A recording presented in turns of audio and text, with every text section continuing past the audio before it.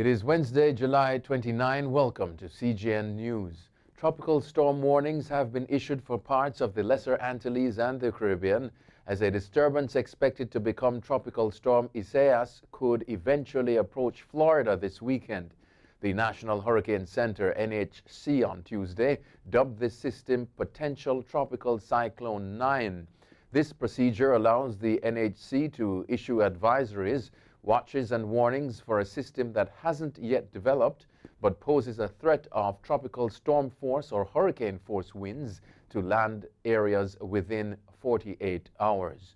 While this large system is slowly consolidating its thunderstorms, it has not yet developed a well-defined closed low-pressure center.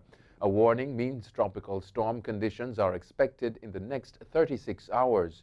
A watch means tropical storm conditions are possible within 48 hours. Trinidad's Police Commissioner, Gary Griffith, has ordered the closure of 2 police buildings, including the main administrative building in the capital. This amidst reports that a person who had contracted the coronavirus COVID-19 had been seen there. Reporting on a statement issued by the police, the CMC news agency said an employee of the Trinidad and Tobago Police Service, the TTPS, had been exhibiting flu-like symptoms at the workplace. The statement added that the person has since been sent for testing.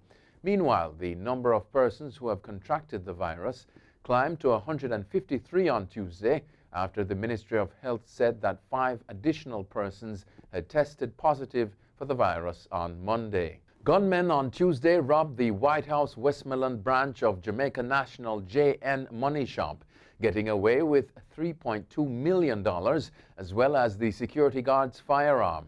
Information from CGN Bank is that an armed security guard assigned to the money shop is being medically treated following a robbery which took place about 11:40 a.m.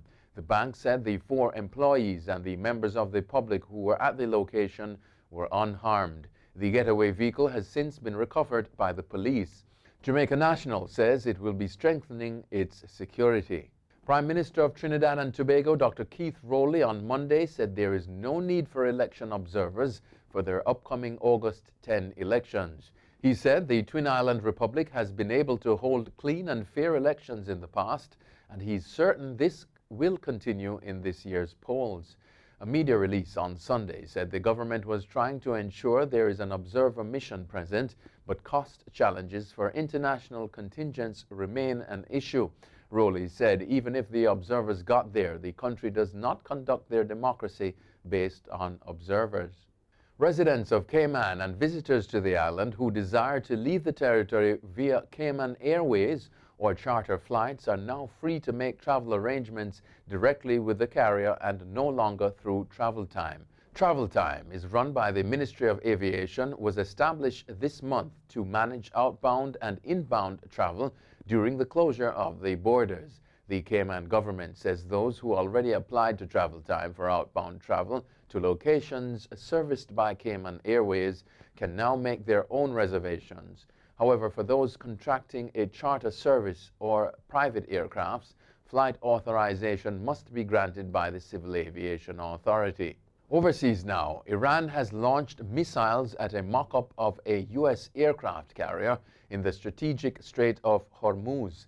The drill included fire so heavy that the U.S. military temporarily put 2 regional bases on alert. The U.S. Navy condemned the, quote, irresponsible and reckless behavior by Iran, end quote, labeling it an attempt to intimidate and coerce. The drills, named Prophet Muhammad XIV, comes at a time of increased tension between Tehran and Washington in the Gulf waters. The mock-up, which resembles a carrier the U.S. routinely sails into the Gulf, is shown with dummy fighter jets on either side of its landing strip.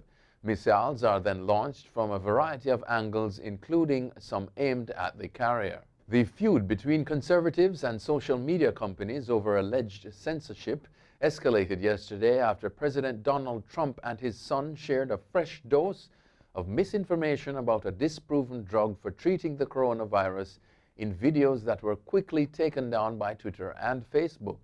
According to the Associated Press, Trump also used his tweets to amplify criticism of Dr. Anthony Fauci, the nation's top infectious disease expert. Tuesday's feud focused mostly on hydroxychloroquine, a drug long approved to treat malaria that Trump had vigorously advocated as a treatment for COVID-19. Scientific studies have shown the drug can do more harm than good when used to treat symptoms of COVID-19, but doctors who believe otherwise argued for its use at an event Monday in Washington. Trump, his son Donald Trump Jr., and others shared video of the event on Facebook and Twitter. Alexander Lukashenko, president of Belarus, has tested positive for the coronavirus. Lukashenko himself made the announcement on Tuesday during a meeting with security officials. The president had earlier dismissed concerns surrounding the virus as psychosis.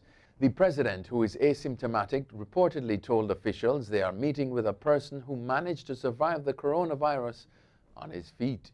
Mackenzie Scott, Amazon boss Jeff Bezos' ex-wife, says that she has given $1.7 billion to charity to date.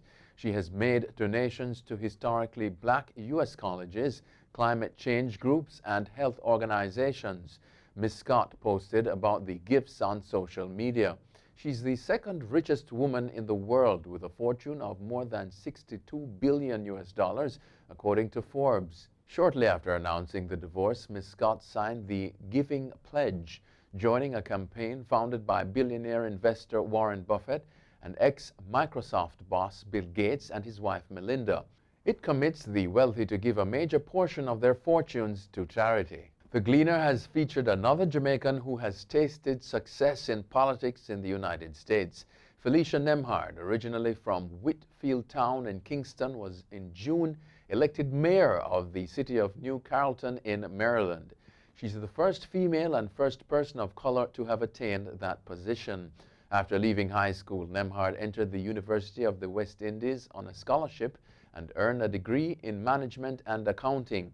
In 1996, she was recognized as Student of the Year at UWI. Nemhard migrated to the United States shortly after leaving the university. She soon landed a job with Citizen Bank, which later became SunTrust Bank.